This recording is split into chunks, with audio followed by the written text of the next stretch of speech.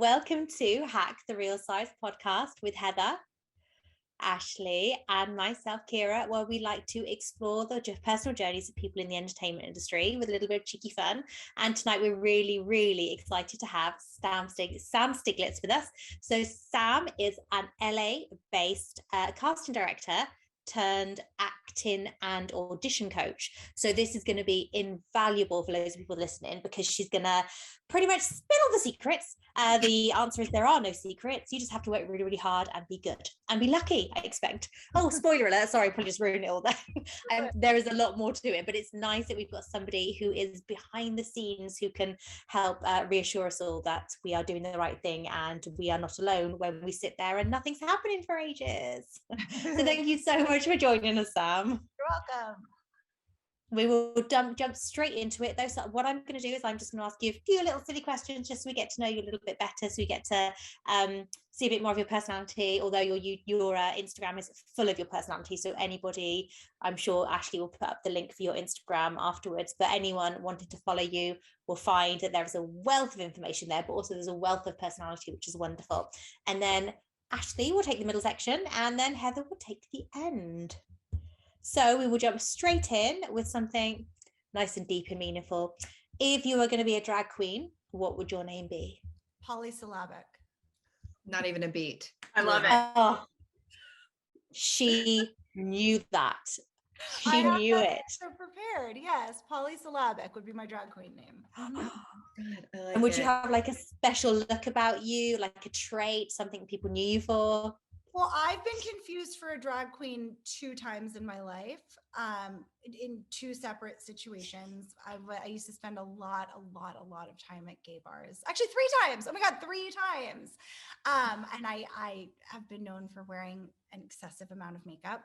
And so I don't actually think that I have like a look. I think it's just who I am in general. Amazing. But my best friend in college used to do drag at night, so I'd go with him to the bars, and so I would just, I guess, be wearing an excessive amount of makeup. And someone once came up to me and told me that I was a very good drag queen. And then one time I was out with my boyfriend at the time, and someone told me that I was a very beautiful drag queen. And then one time in a parking lot, someone came up and told me that I was a very good looking drag queen. So I think I just generally give out that vibe. So no, I guess I just great vibe. And my son is also obsessed with drag queens right now, so it just kind of follows me along where I go. But yes, I've thought about the name very hard, and so I'm keeping it. That's mine. That is amazing. That is so prepared. And you don't look like a man in drag. You look beautiful, but I guess if they're telling you don't look a beautiful drag queen, then it's a compliment anyway. No, I feel strong about it. It's the lashes mostly. I put on like about 15 layers of mascara most days. So, and it's fine if I look like a man in drag. It's total. I'm down with it. Are you really tall? No. I'm 5'8". I'm like not tall, but no, I don't necessarily give off that vibe, I don't think. But also I will accept the compliment. Fair enough. There are worse things. Absolutely. Totally. Yeah. If I was to give you an elephant, where do you think you'd hide it? That one I was not prepared for. No. Because I I saw it and I got myself thinking, and I was like, where would I hide an elephant? Am I supposed to hide it, or can I just keep it out like with me? No, I want you to hide it. I want to know if there's any place in your life that you could physically put an elephant. Where can I Stick hide him away somewhere? My office is big enough to hide an elephant in. I have a really big, the room I'm in right now is big enough to hide an elephant. It is. Well, there we go. Next time on YouTube, you scan in, this is where I work. I want an elephant in the corner. But of course, we're not allowed to mention the elephant in the corner. Most random question I've ever been asked in my entire life. But yes, my office is large enough to hide an elephant in. You're welcome. Yes. There is this woman that I found on TikTok when I was in the process of duetting all of those like misinformation videos. And on her, I looked her up to see like, who is this person? Like, why is she posting all this misinformation? And on her website, it said like, this is who I am. This is what I do. I'm in the entertainment industry. And then it said, I live in a 5,000 square foot house. And I was like, that's very random information to give out to actors. And so I feel like I just shared a little bit about my home too. Like I have a large studio, so you're welcome. We kind of asked you though, like that's just You like did. I didn't volunteer. information. And the rest of my house could be very small, but my studio is quite large. There you go. Absolutely. It's fine. What is your favorite place to eat out? Ooh, I'm not a restaurant. I'm not a food person. Like I'm not a foodie. I don't really enjoy lots of different types of food. I like to eat at home. Oh, that's quite nice. What's your favorite meal then? Dessert, like ice cream. You've got Kira's heart now. Yeah, that works for me. Yeah. Soul sister, right there. After the food, yes. Yes, definitely. So we've got 2 questions that we ask all of our guests, and actually you're probably one of the best placed people to answer this first one. So Okay. if you could recast any film using just the Muppets and one human actor, what film would it be and who would the human actor be? Oh my God. Oh God, was I given these questions ahead of time? These are all. No one gets given these ones. Off the top of my head, the Muppets. Okay. I think I would recast the Birdcage with the Muppets. Mhm. And I think I would do Nathan Lane's part with Miss Piggy. Okay. Do you guys know this movie? Is this Yeah, resonating? absolutely. Okay. And I think I would do Kermit with Robin Williams' part.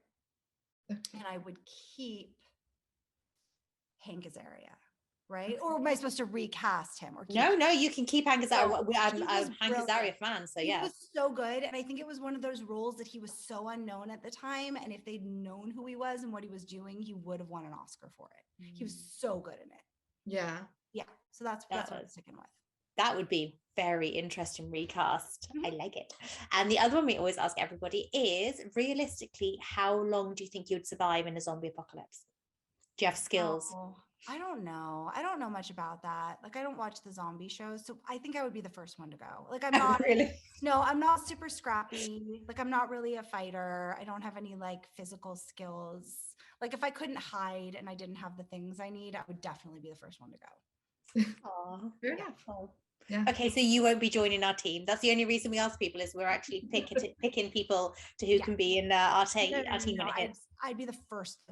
Yes, now that I would be the first one to go. 100%. You could be distraction, zombie fodder, or something like that. That's what I was about to say. Maybe we want her on our team so we can be like, oh, hey, Samantha, why don't you go over there? Hear that noise? Go that way. We're going to just chill over here. Yeah, No, explore the noise. Yeah, I'm not good at that kind of stuff. I'm not a survivor. Yeah. Oh, bless you.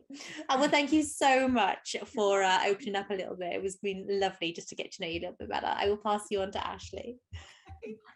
So I always start off with, where are you from and like, or grew up? I'm from San Diego. Yeah, I'm Okay. from Southern California. And San Diego is one of my favorite places in the world. So Yeah, it's beautiful. If I didn't work in the entertainment industry, I would live there right now. okay. And so what got you into casting directing, or was there steps before you got into that? Because you talked about going to a school earlier. Yeah, totally. I grew up doing musical theater. I was a singer. I sang my entire life. And I didn't really know anything else. Like I was really, really good at that. And when you grow up as a singer, that's pretty much what you do. Like I wasn't going to be a professional actor. Like I didn't really know that that was an option in terms of being a kid in San Diego. So I did like shows at the JCC and shows in my high school. And then I did like the rounds of auditioning for conservatory programs. And then I did my auditions sort of north to south. So, and it's in like February, I believe. So when I auditioned from like Michigan and Carnegie Mellon, I ended at Miami and it was snowing. And so I got to Miami and I was like, oh, this is great. It's really beautiful. So I ended up going to the University of Miami's conservatory program. And it was good, bad, wonderful, great, all sorts of things. And then didn't want to move to New York. I wasn't a New York person, so made my way out to LA. And sort of long story short, didn't have the temperament to be an actor in Los Angeles. I'm not someone who's good at self-promotion. I'm not good at putting myself out there. And it sort of predates, I'm 38, it kind of predates the prevalence of the internet. The internet existed, but all the information wasn't really out there. So I didn't have all of the like, do this, do this, do this. I was sort of lost. And without being someone who's good at putting themselves out there and knowing what to do, I floundered for a really long time. For like 3 years, I waited tables and didn't know what to do. And so I had to do something that's really hard for actors, which was decide if I really wanted to do this. And there's a lot of shame surrounding leaving being an actor, and it's not talked about a lot, and it's really, really hard, like deciding to leave. It's a lot of like, ooh, you left acting, like you weren't dedicated enough. Well, it's a really hard thing to do. And I sort of knew that I wanted to stay creative and stay in the industry, but I didn't really know what that meant. And ultimately I discovered casting by luck, by chance, by knowing that I didn't want to be a PA, I didn't want to be a producer, I didn't know what all these things meant. And then I sort of found my self-promotion. Like I picked up the phone and cold called every casting office in Los Angeles. I was like, this is cool. I want to do this.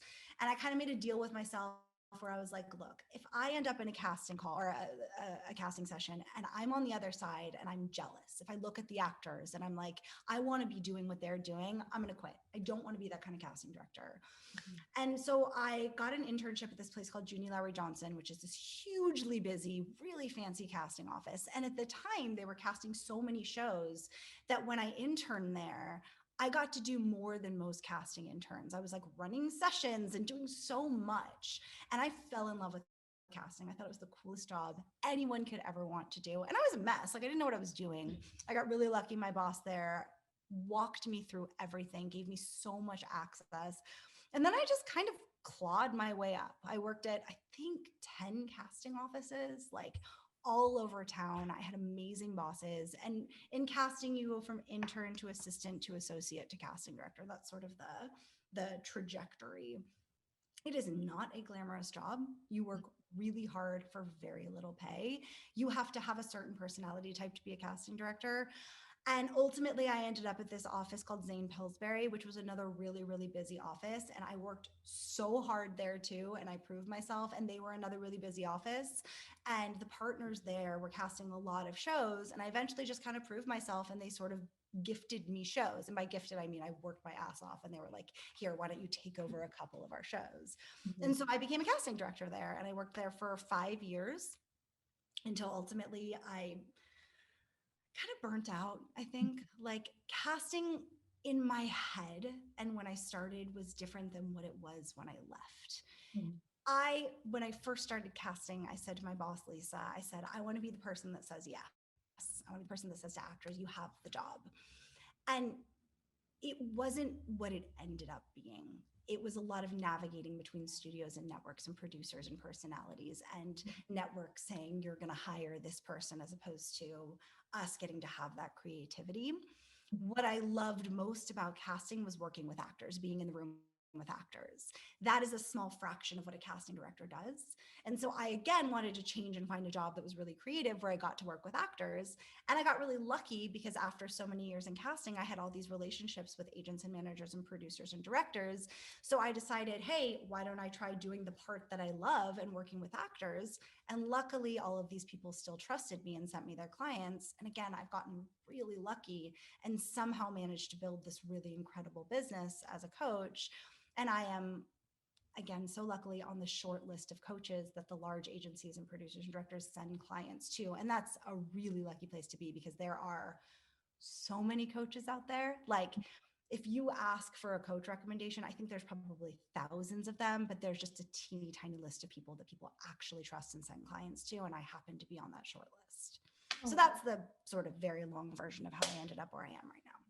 No, that's great how you like kind of just took something you loved and turned it into something else you loved. And then when that became not the same passion that it was when you start with, I mean, that's amazing. And you mentioned that you're 38. You did all that by the time you were 38. So that's, to me, more than 7 years. So I mean, to go back to what my department head said, it took a really long time. I mean, I moved out to LA when I was 21 and I'm 38. And, you know, I think the briefest period was starting my coaching business and ending up at like a very great place and in a prestigious place. That's been very, very short. Mm-hmm. And just kind of thought about this. You talked about there are long lists, especially just in LA, but now that Zoom and, you know, everything went online, there are so many coaches to choose from when becoming an actor. Do you have any tips and things of saying like, that this is legit or maybe a good acting? Are there any red flags that actors can look out for before deciding where they're going to put their money to? Yes. My number one is, red flags to me, I think discounts are always a red flag. Like, I don't know why, but it always strikes me as a red flag. Like if you're looking at someone's coaching or class and it's like, we're having a flash sale, or like this should ordinarily cost $1,000, but today it's $50. Like it shouldn't be cheap. Like my coaching business is incredibly expensive, and I'm on the expensive side because there's just like a few of us that coach the way that we do. And I don't teach a lot of classes. I don't find it to be my specialty. Like acting classes are very different than what I do, but I do find discounts to be a bit of a red flag.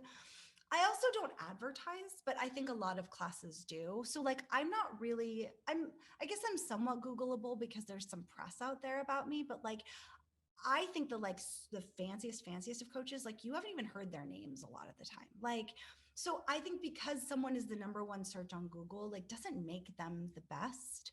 But red flags to me are like a ton of self-promotion, a ton of like discounts, all like, what's the word? Like all smoke and Mirrors.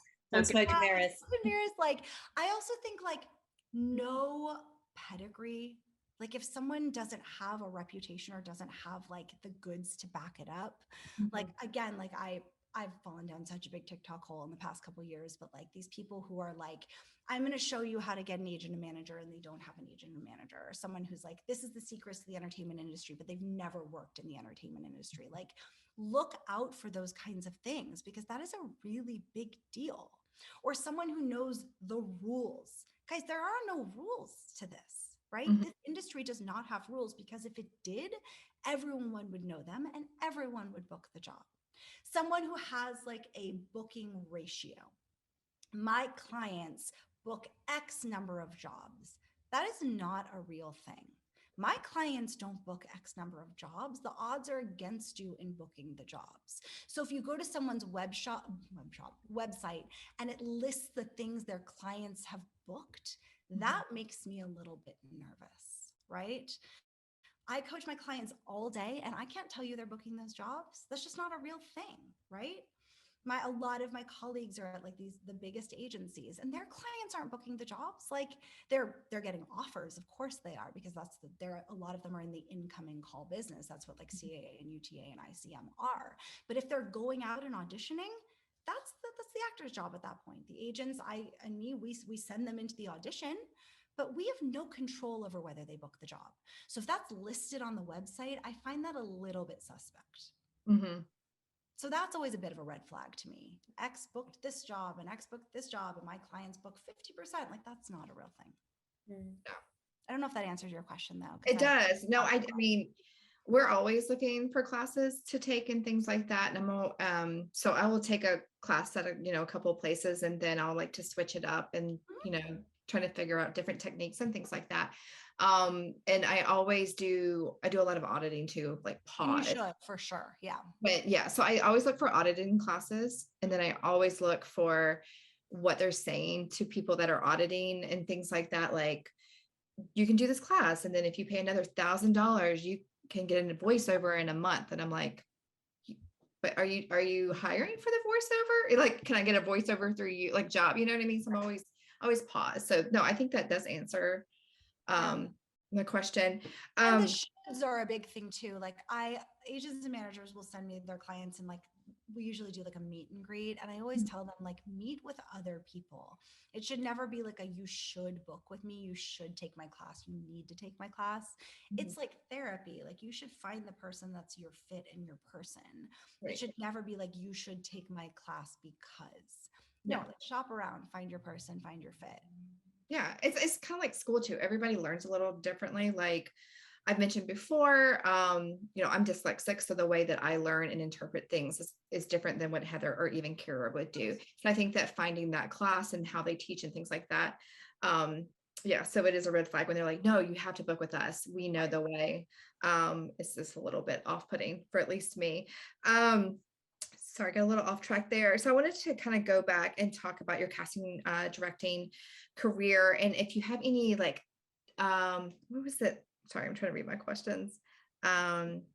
What are some of the best, I guess I would just say this, what are some of the best tips that you can give out there, especially with self-tapes now being more of a norm?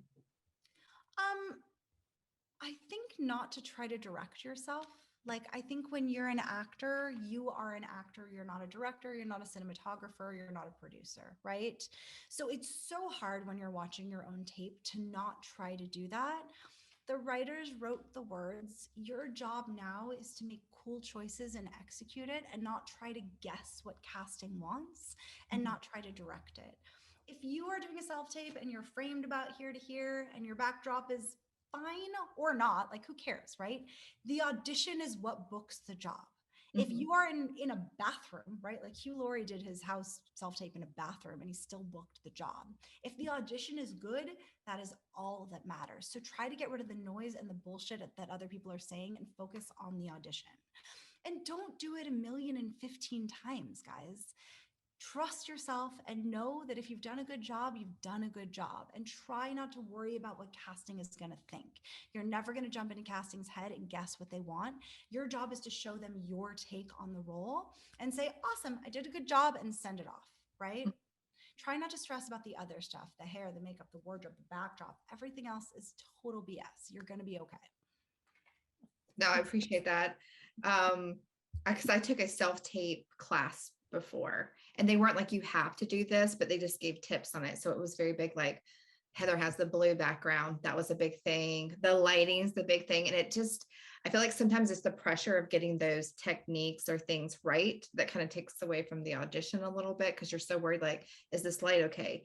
Oh, I'm not supposed to wear black. I'm not supposed to wear stripes. I'm not, there's no supposed to. If you do an awesome audition, everything else falls away. I promise. Like, casting gets tapes from all over the world. And if you're on set that week and you don't have anyone to read opposite and you're in a hotel room, but your audition's amazing, it truly doesn't matter. It's going to be okay. Yeah. And in LA, we have 1,012 acting for the camera classes. And I ask my clients this all the time. What do you learn in that class? Like, what is acting for the camera other than don't look at the camera? Like, someone tell me, because I do not know what it is. Same thing with self-taping classes, right? Once they tell you frame from here to here and try to get a plain wall, what's the class? I don't understand. Just do a good job. Like, do your best tape ever and then let it go. Or do your best audition, like work on the acting part of it, then let it go. You're going to be okay. If your backdrop is blue, awesome. If you're taping in front of these gold things behind you, awesome. It's going to be okay. You're not going to get punished for it. You had a video talking about actors and the same type, and they do the same like acting over and over. And then you also said how it's the actor's job to shake things up. Can you just? Oh, I know what you're talking about. Okay, thank you. Whew.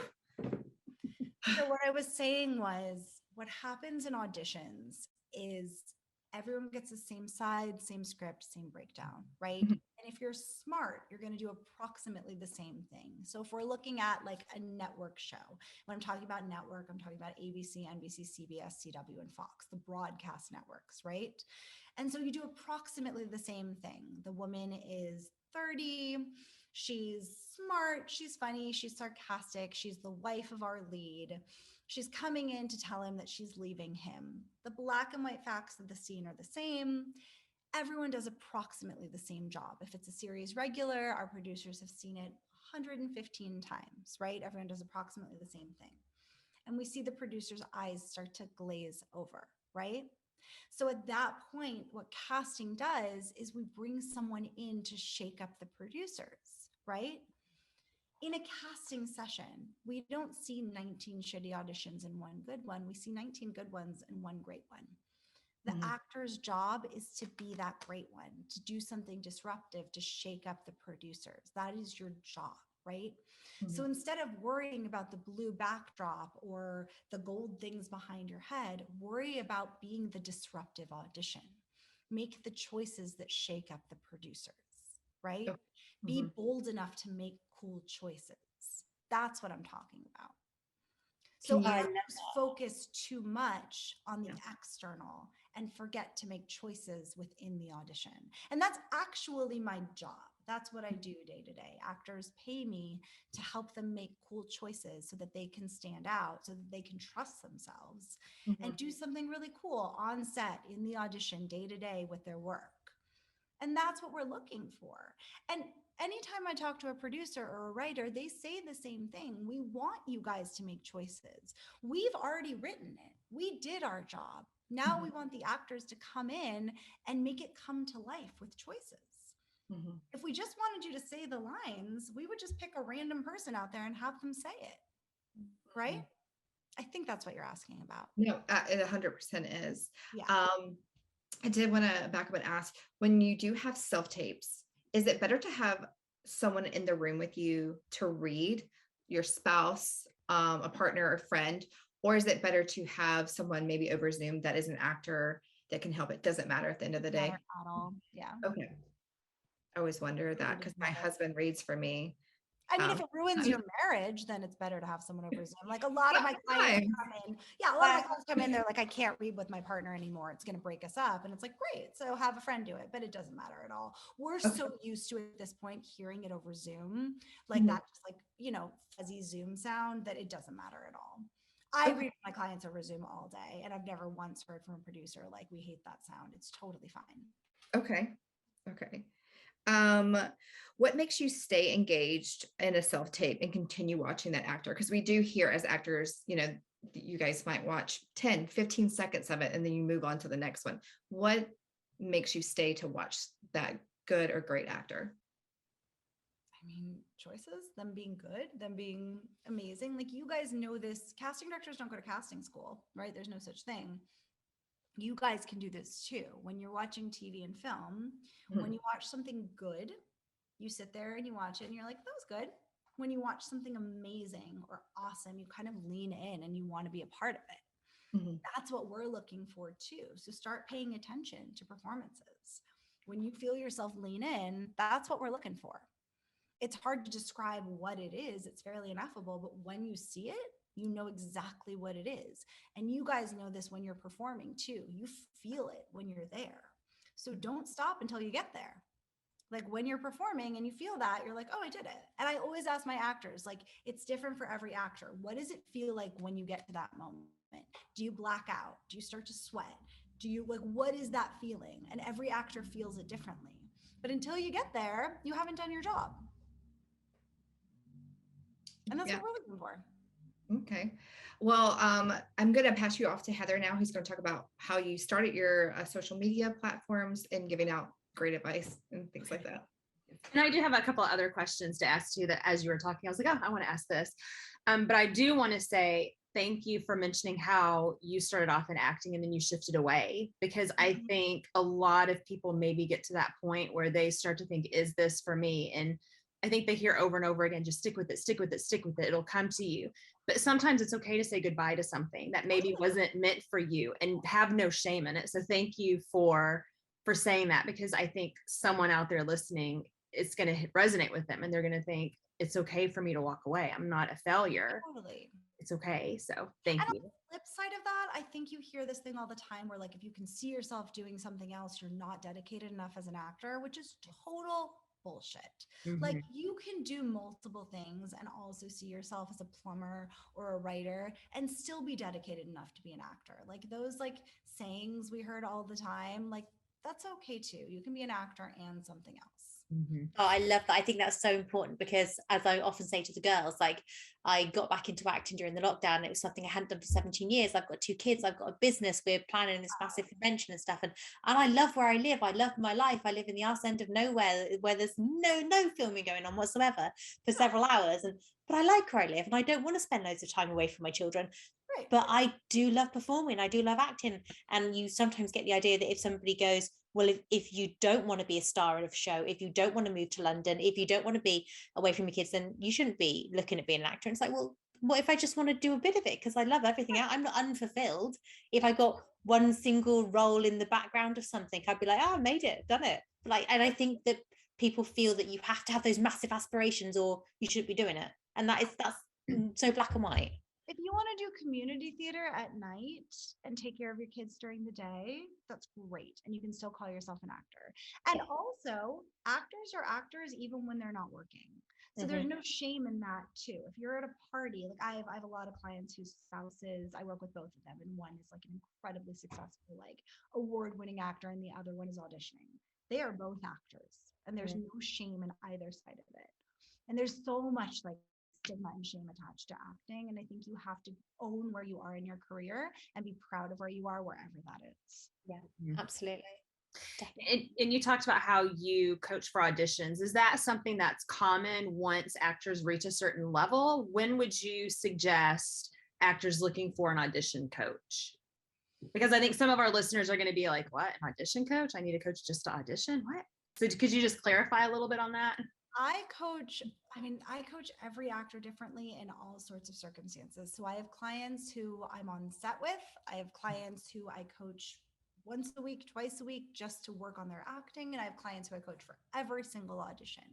It depends what you want and what you need. So yeah, audition coaching. I mean, like Meryl Streep has a coach. Like all actors have coaches at all levels, right? It's totally up to you and how much you dedicate to your career. I tell my clients, when you need me, you need me. When you don't, you don't.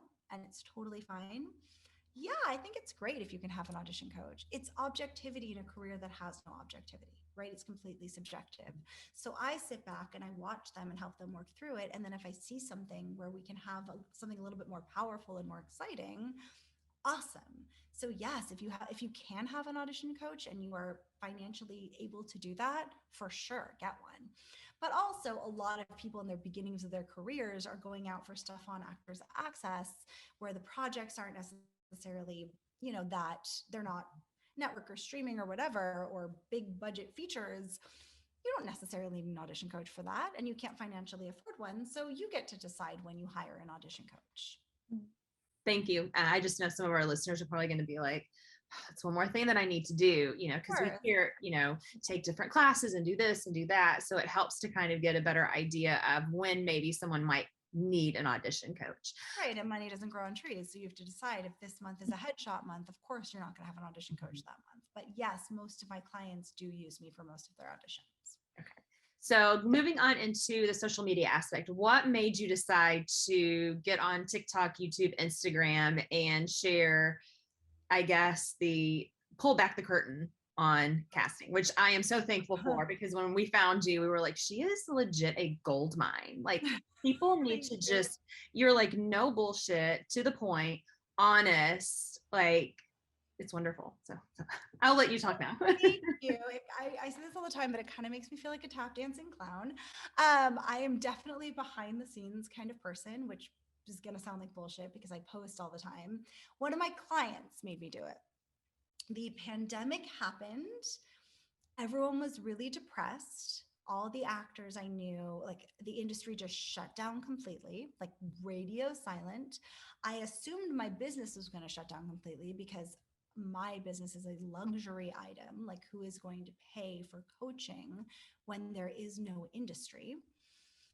Everyone was super depressed. Actors were banging their head against the wall. And one of my favorite clients, his name is Tristan Tales, was like, he's an influencer. And he was like, you need to be making videos for actors. And I said, no. I said, absolutely not. I'm not going to do this. I am a clown. I'm not going to do it. And he was like, yes, I will walk you through it. I'm going to show you how to do it. And he essentially just convinced me to do it. And then I don't remember the exact timing because my brain is made of marshmallows, but TikTok came to me pretty much at the same time and was like, will you post educational videos? And so it all kind of collided. So he helped me do it. And then TikTok asked me to do it. And then I kind of realized that it was helping actors. Like, it wasn't just like this self-promotion thing where I was like, look at me, I'm in front of the camera, but it was kind of helping actors. And it's turned into what I was hoping it turned into, like, for actors who don't have access to my side of the industry, agents, managers, producers. It sort of shows them this side of the industry, like correct information, stuff they would need to know. And then as I fell deeper and deeper into a TikTok hole, I realized how much misinformation was out there. All of these people posting stuff with no information whatsoever. right? And that was so scary to me, that people with these massive followings were just making shit up. So that's when I started getting it into a little bit more actively, like, okay, if they're going to be out there saying whatever they want to say, I'm going to put my voice out there and give them correct information.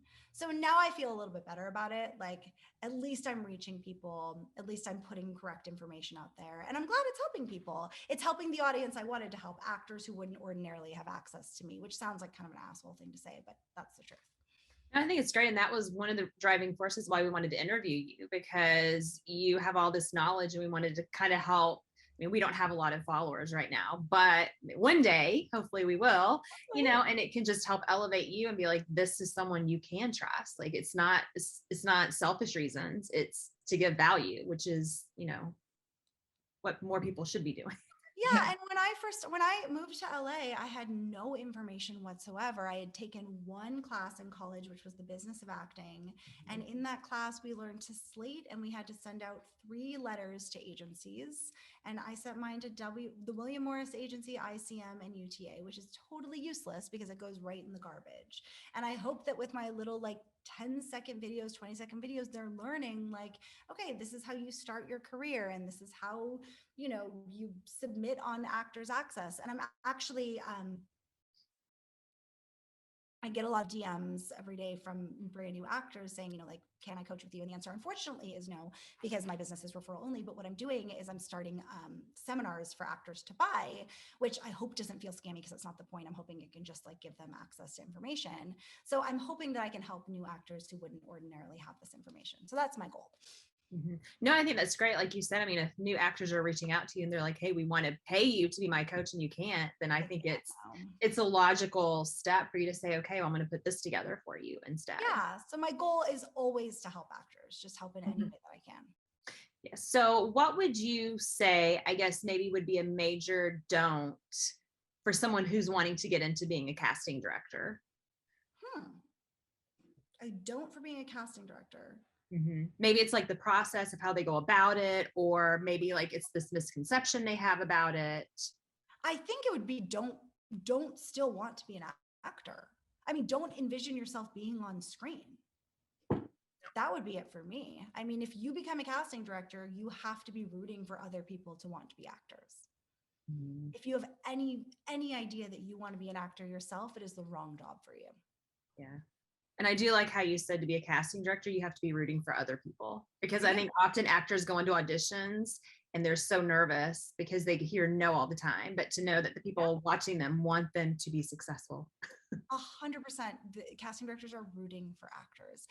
And I mean, there's a misconception about casting directors that they hold all the power, and they don't. They are facilitators. They are bringing in actors so that other people can make the decisions. Mm-hmm. So that's another thing, right? You don't go into casting because it's a position of power. You go into casting because you love actors and you love putting the pieces together. Mm-hmm. We're saying how one of the myths about casting directors is that they hold a lot of power. Is there any other myth about casting directing, or even acting, that you hear all the time and you're like, oh my God, I wish this would just end?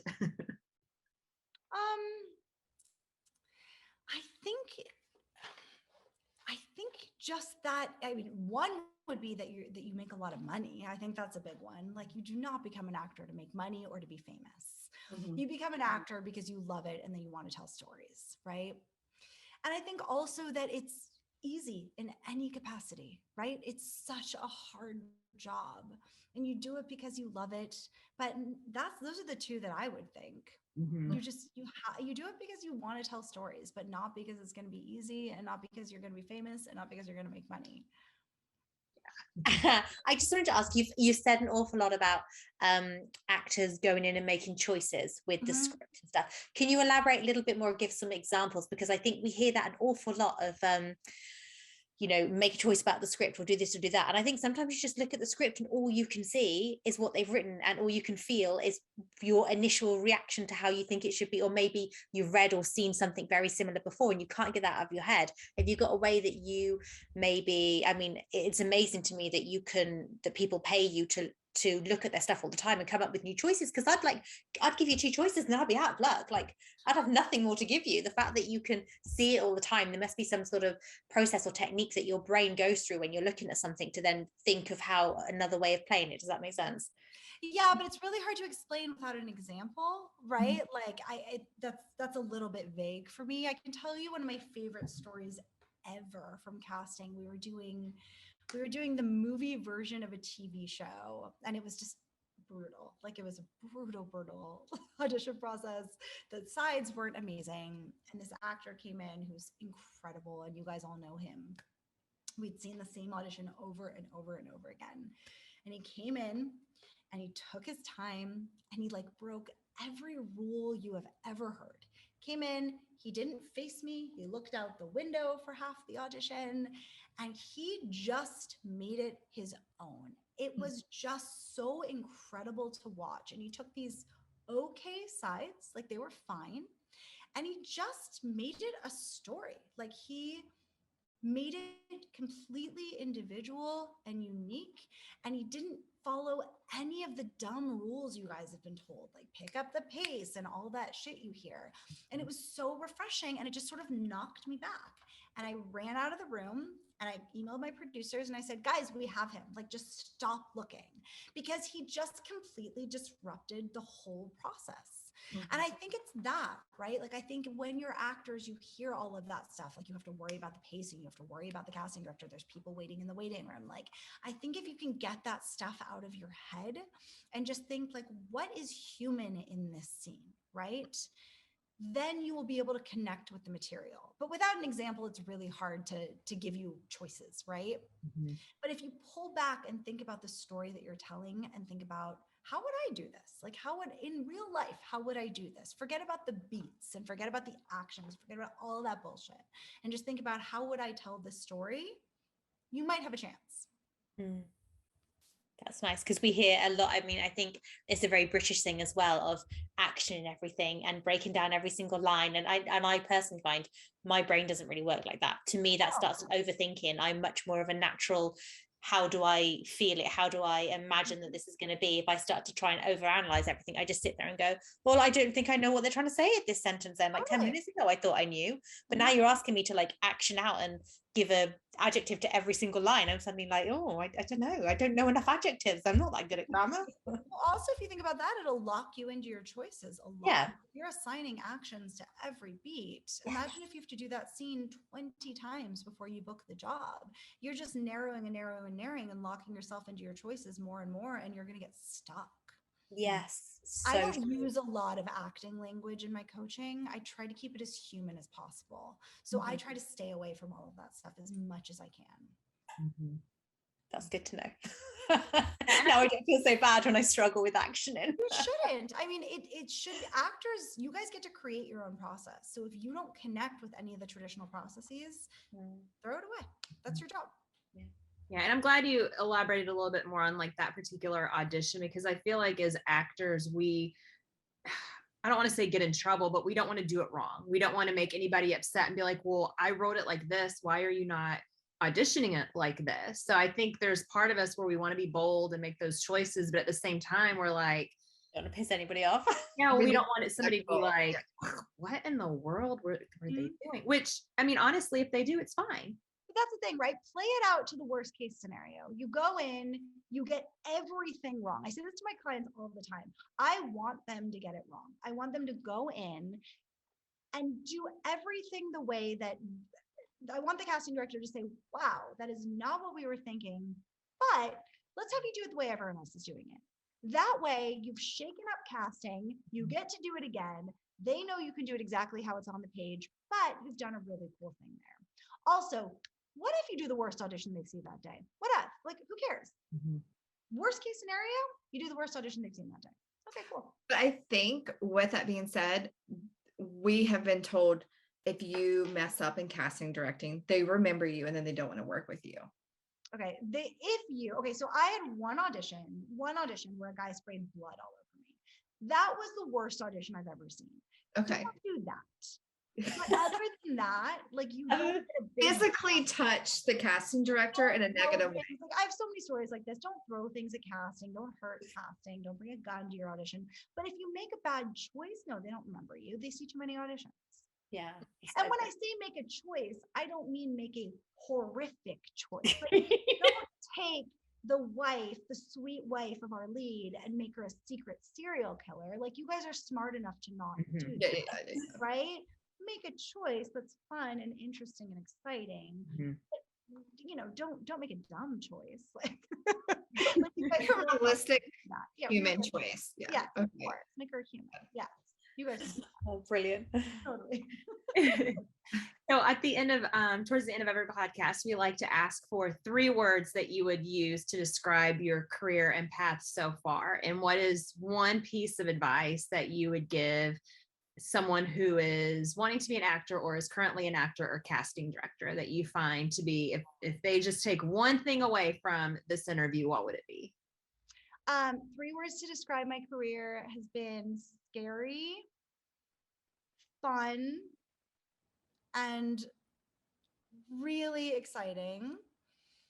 And the advice I give actors is to have fun because you've chosen a really fun career. So the second it stops being fun, you're not doing it right anymore. Truly. When actors come to me and they're not having fun, I just remind them that you guys have chosen the world's most exciting career. And so you have to remember that. And for people getting into casting, I remind them that you have to love it. It's too hard of a job not to love what you're doing because it's a lot of banging your head against the wall. So you have to love what you're doing and you have to love actors. And I think it's good for actors to know too that casting directors struggle as well. Because like you said, they don't hold all the power and they're just people. No, they do not. I mean, they are firmly in the middle of the hierarchy. So they are working their asses off and it's a fairly thankless job. So they love actors and they love what they do because they wouldn't be doing it otherwise. And where can our viewers find you on social media? I know you have a website, but you're also referral based, but you mentioned starting a new course or something for like beginner actors. So how can they? Yeah, that should be coming out pretty soon. We just filmed it. So like in the next like month or so that should be out. And I have a website, so that has all my information and my assistant is on there and you can just email her. So my social media is Audition Pro LA. That's my Instagram and my TikTok, I believe. And then my website is, I think, auditionprola.com. And then that's how you find me. Awesome. I think that's it. If I get that wrong, you guys fix it. Absolutely. What she meant to say was, but no, thank you so much, Sam. We appreciate it. Like, we knew your schedule was so busy, so we are so thankful that you granted us an hour of your time. And we just appreciate all your knowledge. No, of course. Thank you for having me. I really appreciate it, guys. Have an awesome day. Oh, you too.